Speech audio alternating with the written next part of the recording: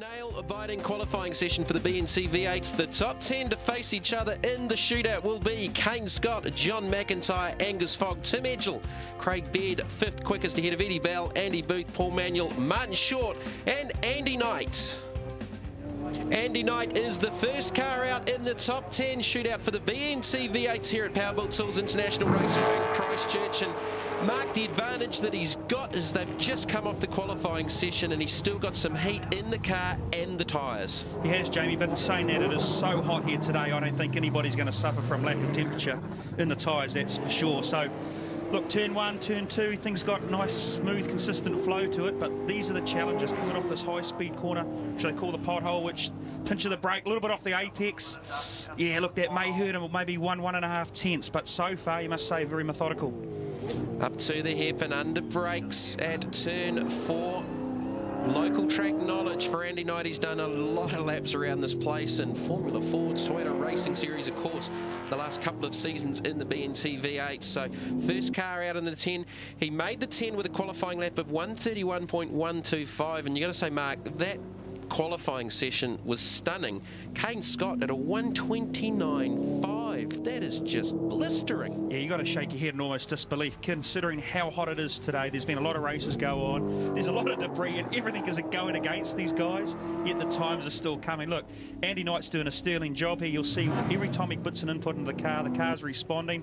A little bit of incident coming out of the hairpin there where it took a little while to get the throttle down, but you know, you have to say, as I said, half a lap ago, it looks very smooth and very tidy. But not always means a fast lap. Well, he's the first car out, so let's see what this first time will be for Andy Knight in the Century Batteries. Rock FM Ford down to the line for the Christchurch driver, a 1:30.640.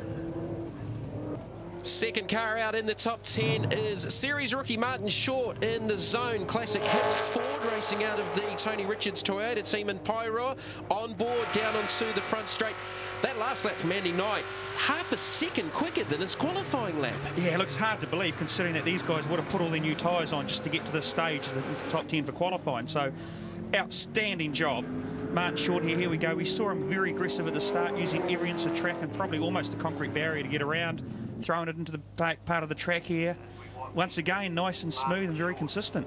Qualified at a 1:31.041 to get into the 10, and I think the only rookie that has made both top 10 qualifying shootouts for the 2 rounds so far today.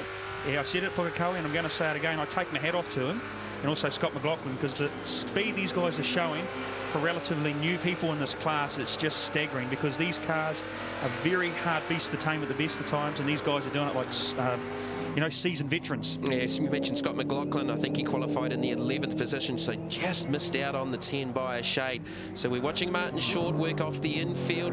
Turn 8 to 9. You've got to get that flow right, and this is quite a deceptively sharp corner. Turn 9, Cochrane Nissan.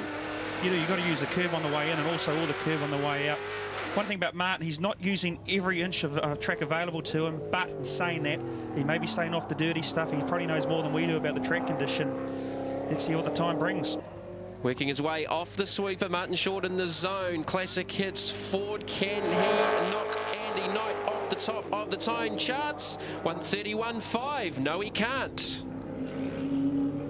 Last time we saw Paul Manuel at this part of the track, it was race 3 in the rain. He did the 369 and still had enough to win. You beat me to the punchline, because I was going to say the same thing. He'll be thankful it's dry at the moment.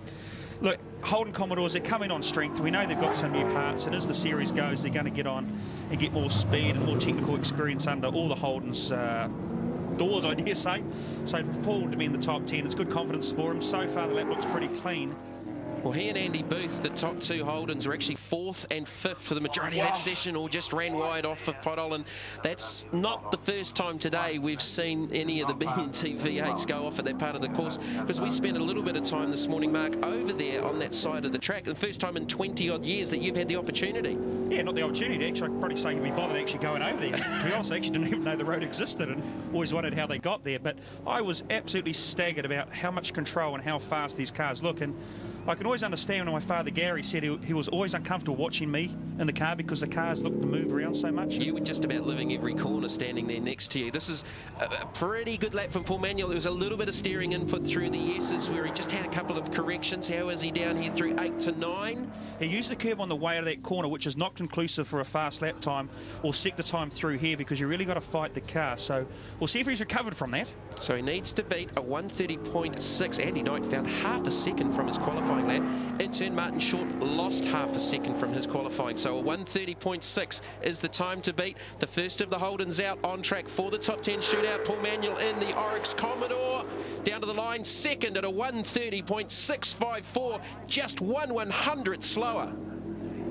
The second of the Holdens out, Paul Manuel with a great qualifying effort in the top 10 before this run. Andy Booth in the Rock FM Holden. And Boothie's got a stigma about this place. He does not like Powerbuilt Tools Raceway here in Ruapuna. I don't know if he's been to see a shrink in between here and Pukekohe, but I think he's looking forward to a much better weekend than we've seen here from the past. Yeah, you have favourite circuits, the ones you don't dislike, and Andy hasn't had the best experience, but he knows when it's time to step up, and this is it, and he's going to deliver. Well, he had a high speed off here. You could hear the tyre squeal there. Had a high speed off at pothole in the wet where the car just aquaplaned off into the tyre barrier, and that was a big off. Yeah, and that was probably the victim of the reverse grid race, but everybody's been them. But so far, look, a couple of corners ago, you can see Andy, he's throwing this car, and the back's almost coming into the corner before the front. Not conclusive for a fast lap time, but I've said that before about Andy, and he's completely proven me wrong, so I hope he does this time as well. Yeah, I think he still holds the honours for the most spectacular qualifying ever in a BNTV8, and that was at Taupo a couple of seasons ago. Andy Knight is the quickest at a 1:30.64. Paul Manuel only just missed that with a 1:30.654, but we have seen a 1:29.5 in the qualifying session before this top 10 shootout. So what is to come? This is going to be a fast time. Andy's got the flow. He's made the connection with the car that we've been waiting to see all year. What it's going to be, I can't tell you, but so far on paper, this looks a very fast lap. So just the sweeper to negotiate for the former two-time series champion, Andy Booth, in the Tectaloy Rock FM Holden. He's laying it all on the line to the outside of the track using the full width. Can he go to the top of the time sheets? No, a 1:30.8, good enough for third. Eddie Bell in the Independent Fisheries Ford. Well, what a turnaround from Pukekohe. They had so many dramas. They had engine maladies. They had setup issues with this Tulloch Motorsport Ford.